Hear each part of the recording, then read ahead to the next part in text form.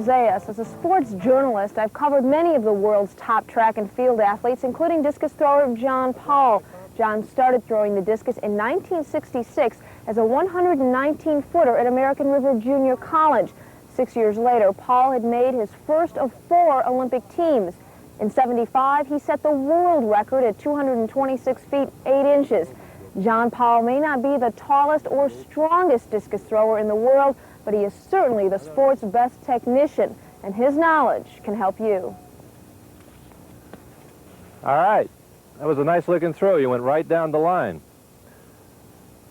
During the next half hour, Carol, Katie, and I would like to share with you some of the simple drills and techniques that helped us to improve our PRs. Carol went from 128 feet to 207 feet as a college senior, and I went from 119 feet as a freshman in college to 233 feet in 1984. Now, some of this stuff is going to be super secret. So what I have to do, I have to request that you please, all of you, raise your right hands and repeat after me. I promise I will not divulge any of these secrets I am about to receive. And especially I will not tell Mac Wilkins, Art Burns, or Ben Plunkett. Now I think with some of these ideas that you'll be able to run with them and also throw PRs and enjoy great success in the discus.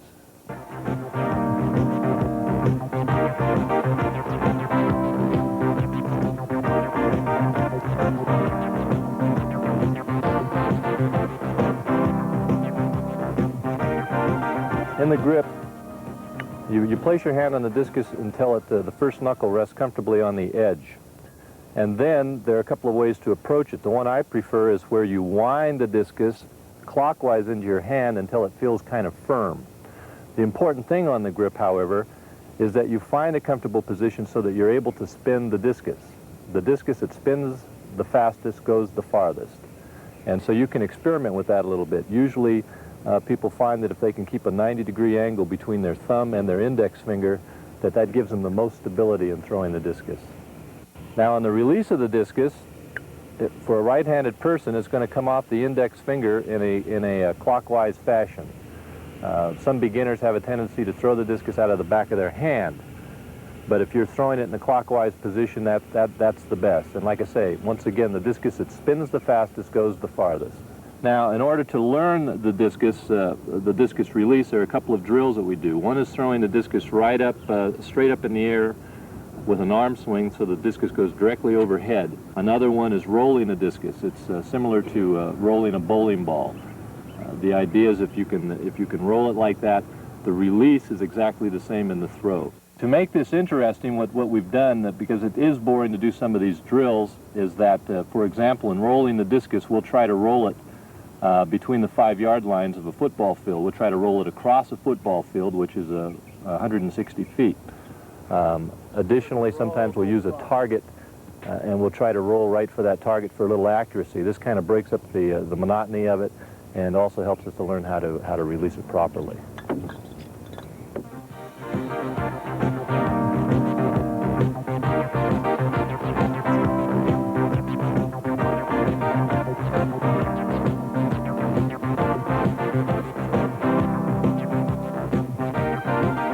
We break it down into 4 phases, and the first phase is a standing throw. There are 2 ways to approach this. One is where you stand with your feet shoulder-width apart, with the left foot slightly behind the right. And then you take one wind and throw. In the other approach, you stand with your feet together, and as you wind, you're reaching with your left leg, and then you throw. And what you want to concentrate here on is just one wind-up. You don't need to take several, as many people do. One will get the job done. Take the throw and throw for a target. Many times that can be a bag or a towel or something of that nature. But the idea is to line up your throw, direct your throw so that you're actually throwing at something out there in the field.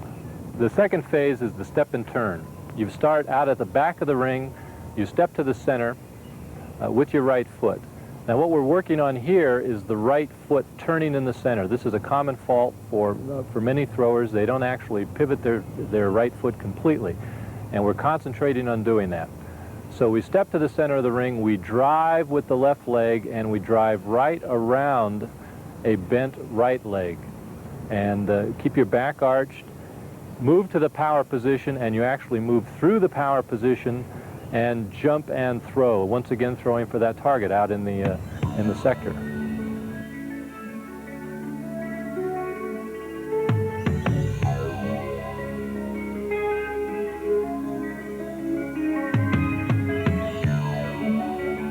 One of the things in the step and turn, as you step to the center, you torque the body. That is, you wind and hold that position. You hold that position through the entire movement. So the only thing moving in the step and turn is the lower body. You move through the movement, you reach the power position, and you throw through that position. You hit the power position and throw. The modified South African drill is the third phase. You start at the back of the ring. One foot is outside the ring. One foot, usually for right-handed thrower, it's the left foot, is inside the ring, and it points towards the center of the ring. What we want to develop here is the idea of sprinting with the discus. So just as a sprinter is crouched, your left knee is bent. The left knee is bent. You drive off that left knee. The right foot goes in the center of the ring and makes its 360-degree turn. You land in the power position. Once again, the whole idea when you sprint out of the back is that you're going to land in the power position, but it's only going to be for a brief moment, and then you throw.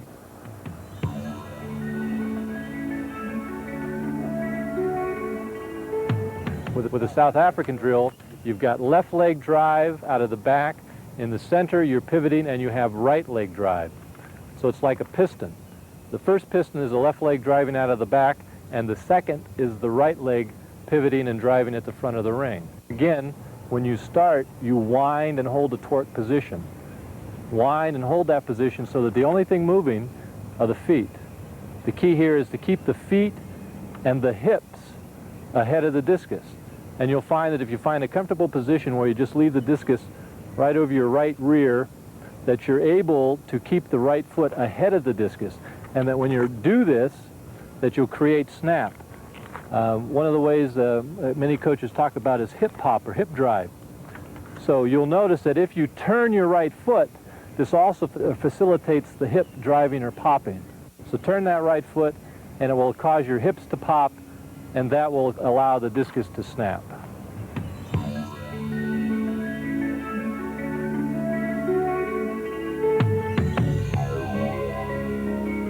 The full turn is the final step in the four-step approach.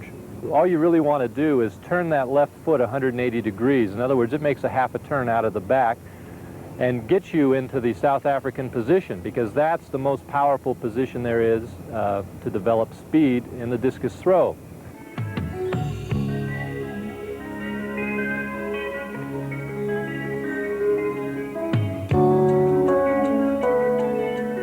This is where all the power is derived, is getting into the South African position and then sprinting out of it. And as you sprint, you want that right foot to go to the center of the ring, do a 360-degree pivot.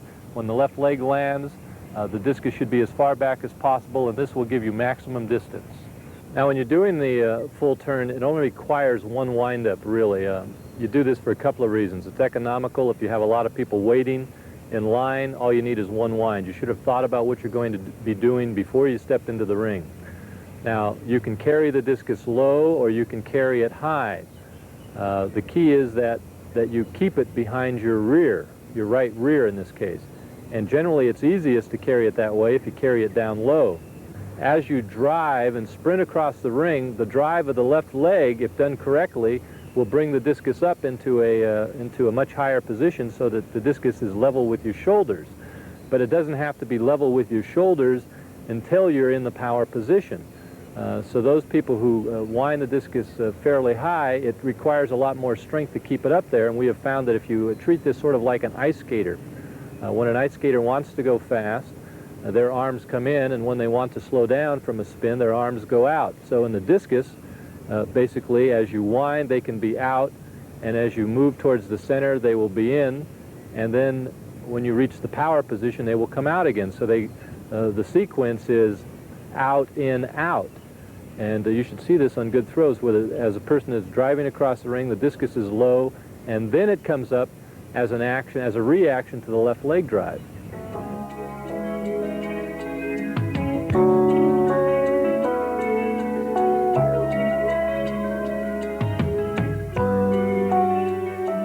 each phase is more dynamic than the previous. But the idea is that in each movement you go from slow to fast. For example, when you start in the standing position or the power position, you wind slowly, and as you finish the movement you are accelerating. When you do the step and turn, as you're starting your movement, it's slow and the velocity builds, so it goes from slow to fast. In the South African, you start out of the back, it starts gradually and slowly, and momentum builds. And it's the same thing in the full turn. You're going to start slowly and then develop sprint speed. In the full turn, both feet turn at the same time. You'll move to the South African position, and when your left knee is pointed towards the center of the throw, or the center of the ring, is when you'll start your throw. And then you'll drive down the line and enter into the power position, where both feet will be down at the front of the ring, and then blast out of that. The idea, once again, is to start slowly and to accelerate.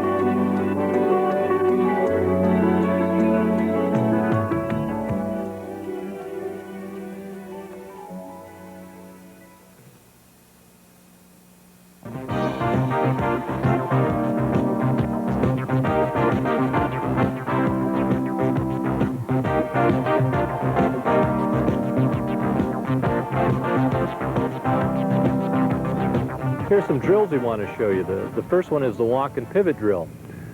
What we're working on here is the right foot turning.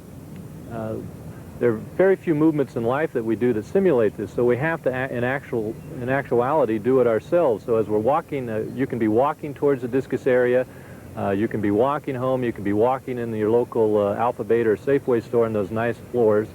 As you do it, turn your body sideways, torque it, and as you're walking, do a 360-degree rotation on your right foot. You've got to practice this habit. You've got to get into the habit of practicing that. And many times, just as you're walking out to the discus area, you can be practicing this and killing two birds with one stone in it. And the key to learning how to snap the discus, the key to learning how to sprint with the discus, is having a right foot that turns, that is used to turning, used to doing that 360-degree turn. Pivot drill is another way to help us emphasize the right foot turning. In the discus, you've got a dynamic movement, and therefore what we're trying to do here is develop our balance. Pretend like there's a pole that runs through the middle of your knee. You've stepped into the center with your right foot, and it's like you are rotating around this pole. So you pivot, reach, pivot, reach, pivot, reach. You're driving with the left foot around that right foot. You drive once again. It lands, you drive once again. You keep the upper body torqued, but you're moving across the ring, then you're moving back across the ring and back across the ring, and you're trying to do this continuously. Once you get this drill down and you're balanced, you should be able to pivot and throw off of this drill. Now in the South African drill, what we're trying to work on here is developing our sprint speed, or actually learning to run with the discus. And the way it was originally presented to me was you hold the discus out in front of you, you run along or jog along, and as you become more familiar with it, you'll even be able to sprint along with it. Then you drive off your left leg, keeping the discus in front of you. You land with both feet, and you still have your eye on the discus, which is in front of you at this time. So now you're going to be able to pull it through actually 360 degrees. So the idea is you get the feel for a 360-degree pull on the discus. Float, float, sting is a drill we do to help develop our rhythm. In the discus throw, If you can think of it as a dance and put it to numbers like 1, 2, 3, you'll find that your throwing will improve. Now in the float, float, sting drill, what she's doing is she's driving, or what we're doing is we're driving off the left leg, landing with both feet at the same time, moving into the next position where you drive off the left leg again, land with both feet at the same time, and then in the third phase you drive off the left leg and land with both feet together, and then you drive off the right. Drive with the left, drive with the left, drive with the left, drive with the right. Once again, getting back to the idea of pistons, where you've got your left leg as a piston and your right leg as a piston, and you develop a rhythm so that you're able to do 3 of these continuously. And in the process of doing that, you will develop rhythm.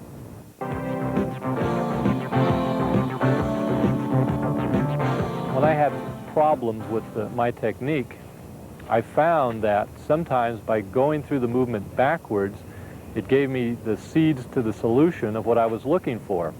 So for example, the way I developed the left leg drive out of the back and trying to keep it low to the ground, and all of that evolved from the fact of doing the movement backwards. So here we have Karen doing the movement backwards, and she does it quite well. So sometimes, as I said, when you've got problems doing it frontwards or forwards, you'll find that when you have to take the time to analyze what you're doing in order to hit the positions to do it backwards, that this will teach you or show you some of the areas that you need to work on when you do it forwards.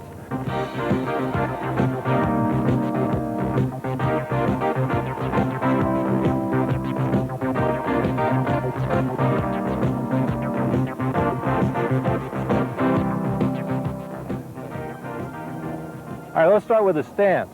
We put in the center line. Now I prefer a stance where you straddle the center line, like so. Left foot, right foot. Now there are those that prefer to put their left foot right on the center and their right foot a little farther over.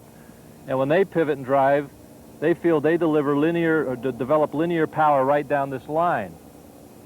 However, I find it's most comfortable to straddle the line and develop what I call a backward 7. Power moves from the right side to the left side, and then down through the center of the ring and to a point over here. So in essence, we are developing linear power along a line, but it's not the line that some other people would propose. So this is where we get the backward 7. Your weight, in essence, when we start, is on the left side, and we keep it there. And all we have to do is pivot 360 on this foot and then drive to the center. Now let's talk about the action of what the right foot does and what the left foot does. Now if you watch the motion of the right foot, there are people that advocate a wide sweep of the right foot. Now this is fine. The right foot sweeps out, goes outside the ring, comes in, goes to the center, and does a smaller circle and continues through. Now this idea is called big circle, little circle. You let the foot sweep out wide. It goes out wide. That's the big circle part. As it comes into the center, it accelerates. Now many people have a problem right here because their right foot stops. So you have to have a pattern that allows this right foot to continue. It sweeps out, comes in, does the little circle part but very fast, and accelerates. And the end of the throw actually with the right foot is when it reverses and ends up over here. Now the action of the left foot is going to be more or less linear. Whereas the right foot is big circle, little circle, the left foot is a straight line. It goes from this point to that point. And you'll notice that it probably makes a gentle arc. But during the phase, it drives out of the back, and it makes a nice pattern here. Therefore, we have a nice linear approach right there, like that. What is a typical workout routine? Here's my typical workout routine. It's called the 4-step approach. The first thing I do is 12 scales from the front of the ring. Then I do step and turn, 12, the South African from the back of the ring where I'm trying to develop my sprint ability. And then on a minimum day, I'll do at least 20 full turns. Now this isn't necessarily always hard. Sometimes you're throwing more for technique. But usually on a very heavy day, it will be closer to 80 full turns. Now when I do my workout, I also throw with 4 discuses. In some school situations, you're lucky if you have one, and you generally have to wait 4, 5, or 6, or 10 minutes before you get into the ring for each throw. Now, some of the basic things we want to remember is that everybody should have a notebook. All the real serious throwers that I know, whether it be in weightlifting, track and field, shot put, discus throw, they all have a notebook, and they keep a diary of their workouts in terms of number of throws, how far they were, key points that they were working on that day. And that also carries over into weightlifting, where they keep track of all their lifts. So, and the next basic is 10,000 throws a year. I remember the world record holder came to town when I lived in Sacramento, and I was a 160-footer, and his name was Danik from Czechoslovakia. And I said, "What's the secret to throwing far, Ludwig?" And through an interpreter, I expected something profound. He said, "You must do 10,000 throws a year." So if you break that down and you're training 10 months of the year, that's 1,000 throws a month. And if you break that down, that's about 250 throws a week. So you can see that even on his plan, you've got to do at least 50 throws, and I would say 50 full turns a day. And one of the keys that helped me when I was a beginning thrower was there were 5 other throwers on my team. I went out and threw the discus's back, shagged them. And for every 1 throw they were getting, I was getting 4 or 5, depending on how many people were out there. But while I was shagging, I'd practice my scales, I'd go through my step and turn, I'd do my South African, and I could practice all those things because you don't always need a ring. It's amazing how, if you go to a school or something, it's as if everybody must be in the ring to practice the discus. In essence, you don't have to be. You can practice from this dirt area, or you can practice from an asphalt area. Could you explain the 3 basic principles of physics? Not so long ago, we attended the elite throwers attended a clinic in which the Olympic Committee presented us with a book this thick to explain the discus. And what it boiled down to were 3 principles of physics. Now, the first one is the height of release.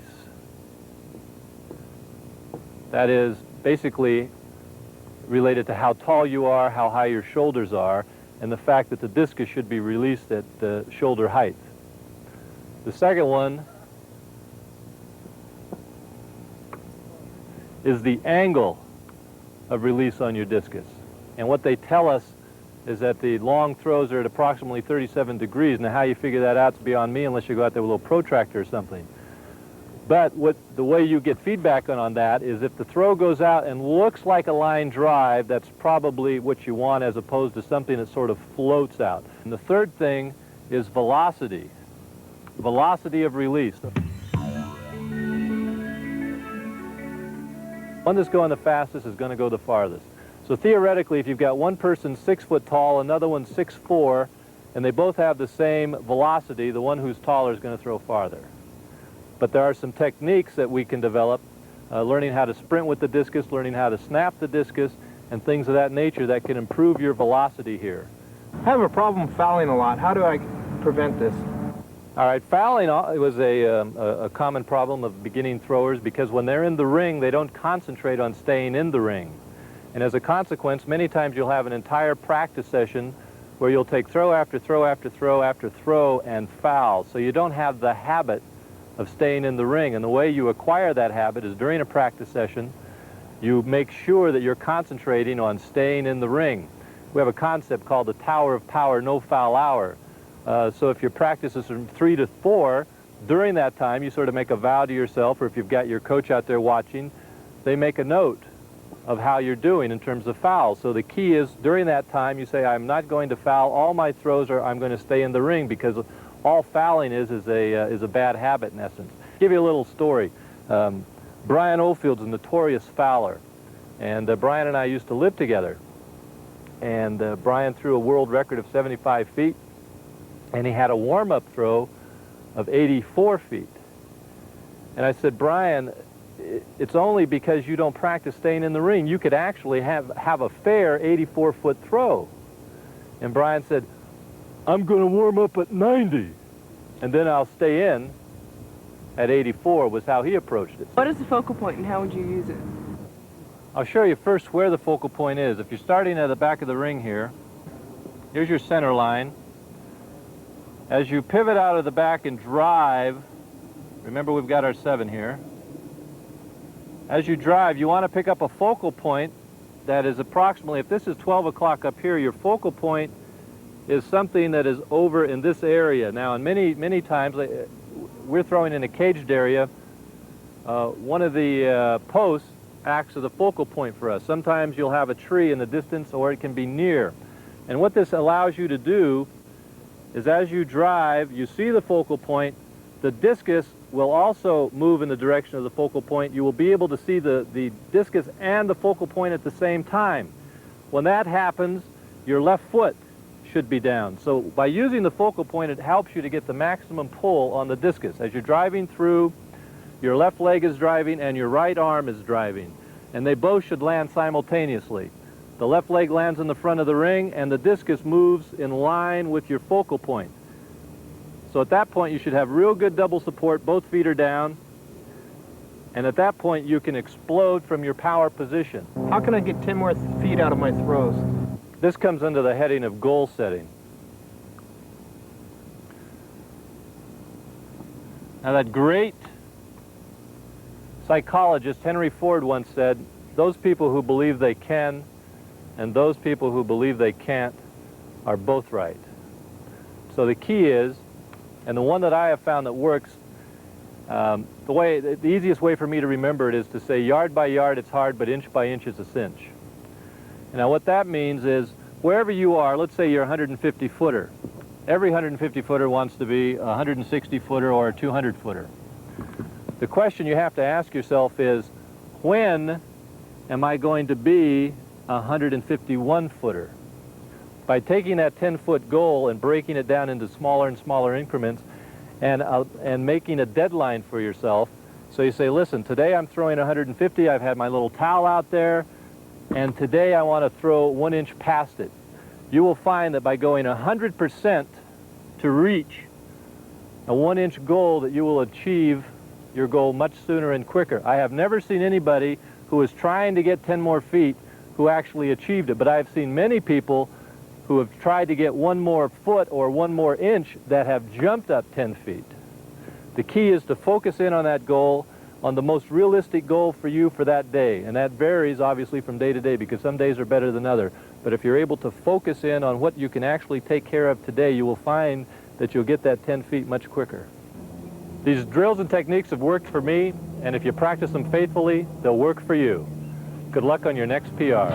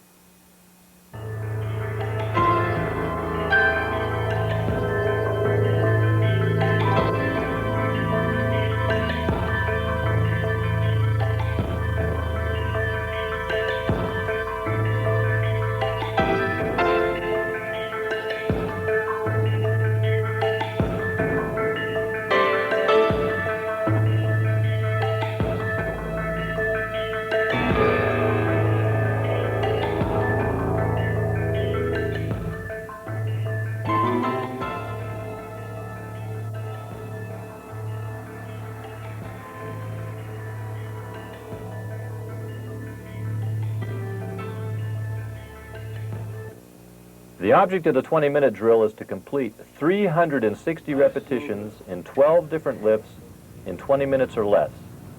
We break it down into 6 groups of 2 exercises each. Group 1 consists of the bench press and bent over rows. Each group works antagonistic muscles. The bench press is a pushing movement,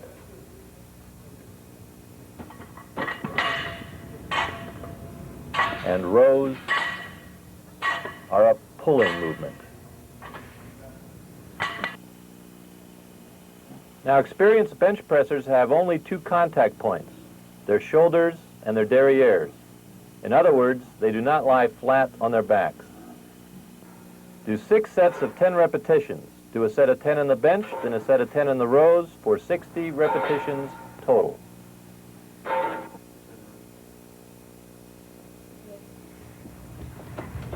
The second set of exercises works the upper leg muscles. The hamstring curl works the back part of the leg. This is the muscle that is most often pulled by sprinters and those throwers who do sprint work. Therefore, this is a must exercise for athletes involved in explosive events. Leg extensions work the muscles in the front part of the leg, especially the quadriceps. Leg extensions also help to strengthen the muscles around the knee. Now, with both of these exercises, it's important not to bounce the weight. Go through the full range of motion with as much weight as you can handle for 10 repetitions. The 20-minute drill is a great exercise because it improves the cardiovascular system, it helps to burn up fat, and it works on both speed and endurance at the same time.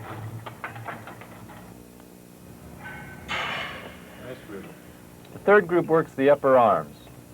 Bicep curls works the muscle group in the front part of the arm.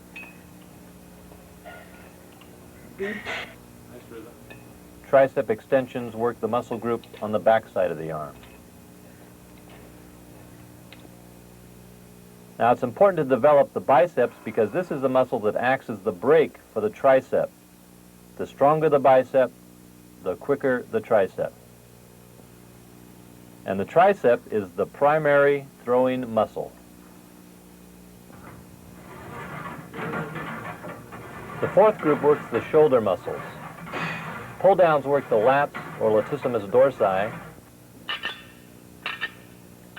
and the dumbbell press works the deltoids. Carol is doing 10 repetitions with the right arm, and then 10 repetitions with the left.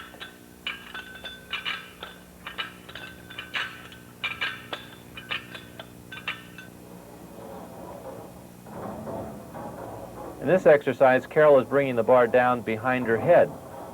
Another variation of pull-downs is to bring the bar down in front of you to your chest. Now, while Carol is a right-handed thrower, notice that she also works her left side. Just as in the 20-minute drill, you're promoting balanced muscle development and not just a single muscle group.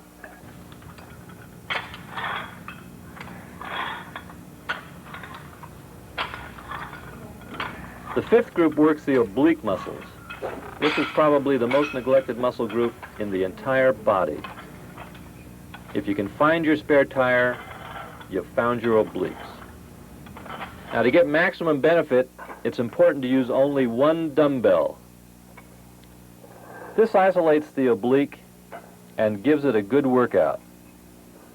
Now, I guarantee doing this consistently will take at least 5 inches off your waist. The sixth and final group of the 20-minute drill works the abdominal and lower back muscles. Now, here Karen is shown on an inclined sit-up board with 25 pounds behind her neck doing 10 repetitions.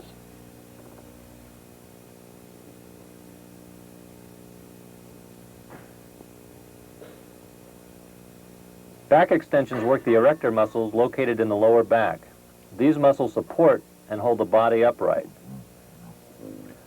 It's important to have both strong abdominals and erector muscles because they're the ones that allow the upper and lower parts of the body to act as a single unit. Now, it's not uncommon for athletes who work their abdominals hard to complain of lower back pain. Now, this problem can generally be alleviated if they also include back extensions in their programs.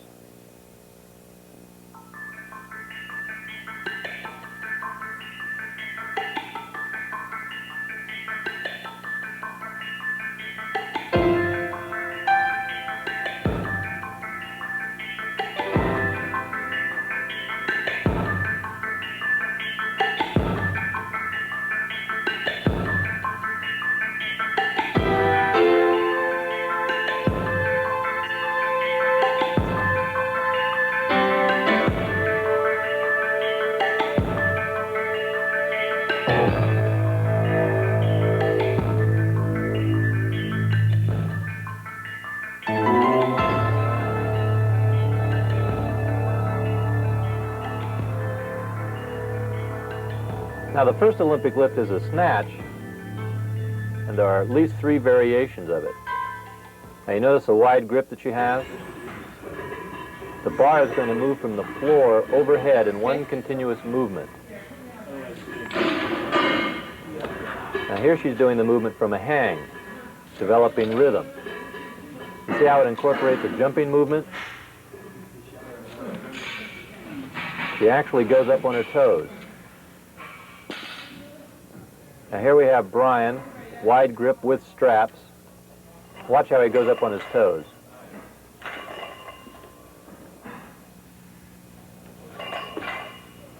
The bar moves slowly at first and then accelerates. Now the idea is for the bar to go straight from the floor overhead in almost a straight line.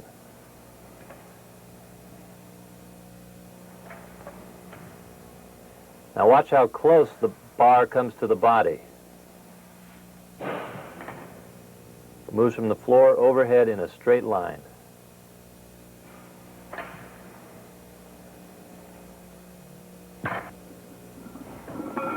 Also in this, during that jumping portion, you see how the hips come forward?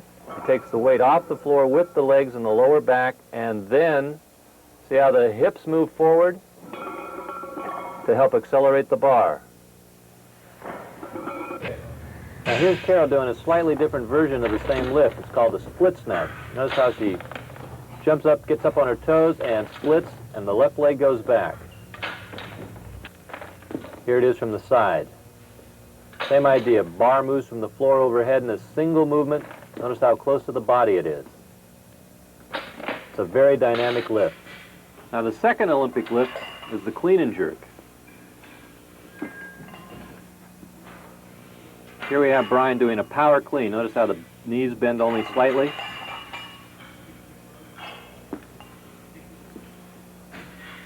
Now the bar moves from the floor to his shoulders in one continuous movement. Then there's a pause, dips a little bit, drives the weight directly overhead, splitting as he does it.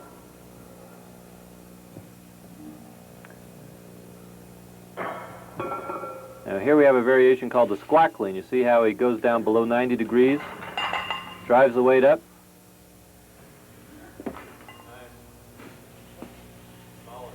Once again, watch how close the bar goes to the body. Pauses for a second. Notice the high position of the elbows. Drives the weight directly overhead.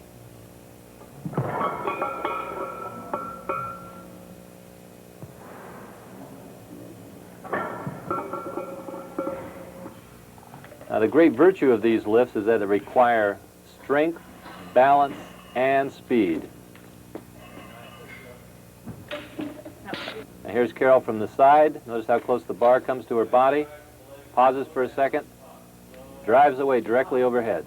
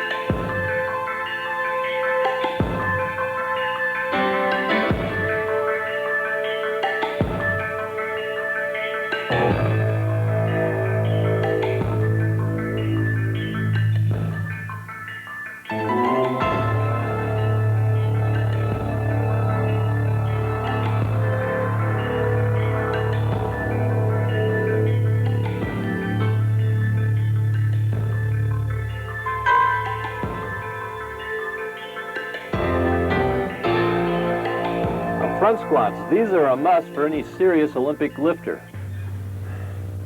Now you keep your back arched and the elbows high, so the only moving part there are your legs. Notice how the bar moves in a straight line. Notice how low she's going, breaking parallel, going below 90 degrees. Now here we have it in super slow motion. Notice how low he goes.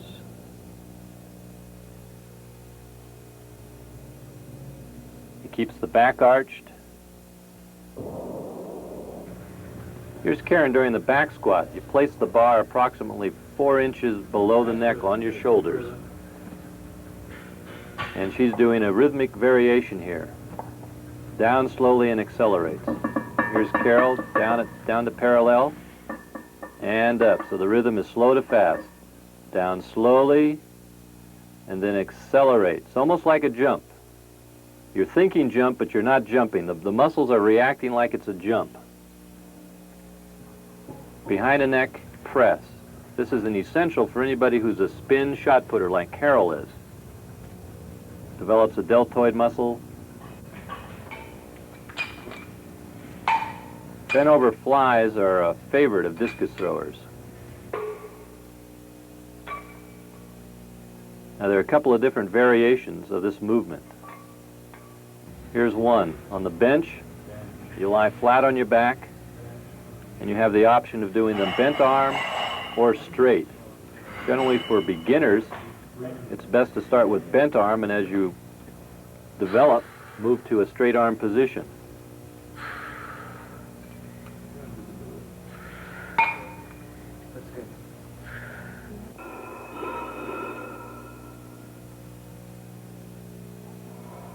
Now here we have the Setic twist. Setic is the world record holder in the hammer and won 2 gold medals in the Olympics in this event. And we spotted him in Milan doing this drill and thought it would be good for discus throwers too. Here we have a standing twist. This is just an all-purpose warm-up. Place the weight on the bar and move it slowly. Do it with a plate at all? The big one? I can do it, but I can't hold them on. Now this is the ultimate in twists, the Russian twist. Slowly, nice. Easy. Panic.